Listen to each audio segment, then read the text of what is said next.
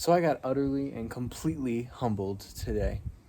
For those of you that don't know, that are just tuning in, really quick, I live in Peru. And, well, in Peru, it is rather easy to feel at the top of the food chain, I guess. And I know that's a really kind of a crappy thing to say, but as far as buying things, like, just I pretty generally have more funds than the people who live here. And so that kind of goes to your head a little bit. Now, I didn't do anything that was bad or hurt anybody or anything like that, but I was just basically I offer certain services, and I was going around kind of Urubamba looking for places to offer my services. And because I'm from the U.S., I look for a little bit higher prices and a little bit more difficult venues to get into. So I went to a hotel here in Peru, and I kind of went there full chested. Walked in, not a problem. Well, I took a moto there, and I got to the gate, and the first kind of thing that registered to me is when I got there, they had a security guard. In the Sacred Valley, security guard's a little weird. He wasn't like one of those security guards that like was super intense, but I had to write my name down before I went in and everything like that, and that was like the first thing that was a little weird for me. When I got in, beautiful landscape. They had sprinklers going. We're in a desert. So the next thing that was on my mind was, okay, that's a little weird. Sprinklers in the desert as well. They had full green grass, and I know, like, you guys can see the grass. Like, there is nice grass here, but it is a desert. It's very dry. You can see the road. um, so these sprinklers were going, and I was like, okay, okay.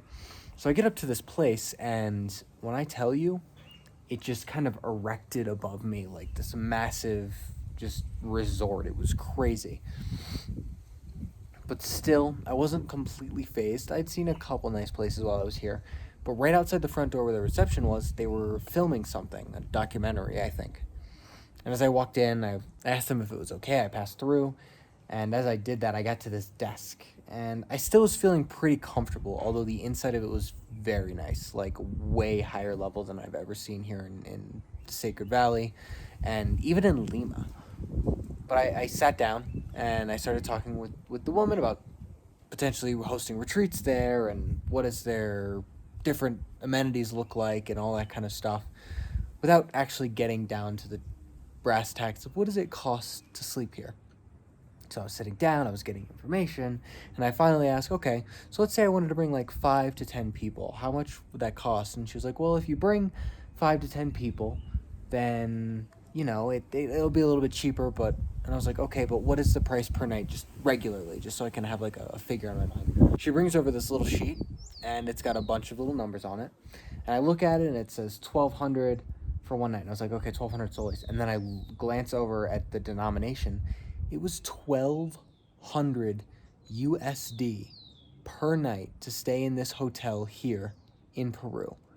Now, first and foremost, getting in there with my business would be amazing for me because just the sheer cost alone, most people can't afford that. But wow, that was so humbling. I was around people who could buy me, and I mean that in like they could pay me year round to work for them at their house and offer what I offer.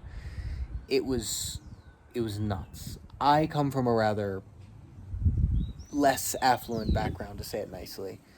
So I've spent some time around people who had money, and I know some of them probably put it on a credit card and didn't have the money to be there, but you could just kind of tell by the way these people were walking that they had money. And as soon as I realized, like, as soon as everything kind of set in all on top of each other, like, I shriveled into myself, realizing how out of place I was. Like, at the moment that I looked at that, I looked up at the lady, and the lady looked at me, and both of us were like, we both knew I wasn't supposed to be in that room, at least as a guest. I mean, I guess I could organize a retreat there, and I do have access to clients who might be able to afford a retreat there, depending on how much they drop it down. But yeah, it's just nuts. And I eventually went to the spa just to kind of further like get an understanding of how much things cost there. And the spa itself, I will just put it this way without going into the actual dollar amount that it costs to go to the spa. My lawyer fees for getting residency here in Peru were cheaper than the cost of the going to the spa for an hour. Yeah. So, needless to say, I got majorly humbled today. I felt like I was top of the food chain here, like I was making moves. I mean, I know these people are only passing through, but yeah, not even close. Not even close. And I really don't have that much money to begin with, to be completely honest, but I have enough to where I can live a pretty comfortable life here. So yeah, anyway, that was crazy. So that was my day today, getting absolutely humbled. So it was good. I needed it. I realize I am just like everybody else here. And I knew that, but I didn't know that. If you want to see more trouble that I get myself into, YouTube thinks this video is perfect for you. Otherwise, right down here, there's going to be a little bubble. If you click on that, it will make me feel a little bit better about the humbling that I received today. If you subscribe. But otherwise, check out my links down below this video, but I'll see you soon.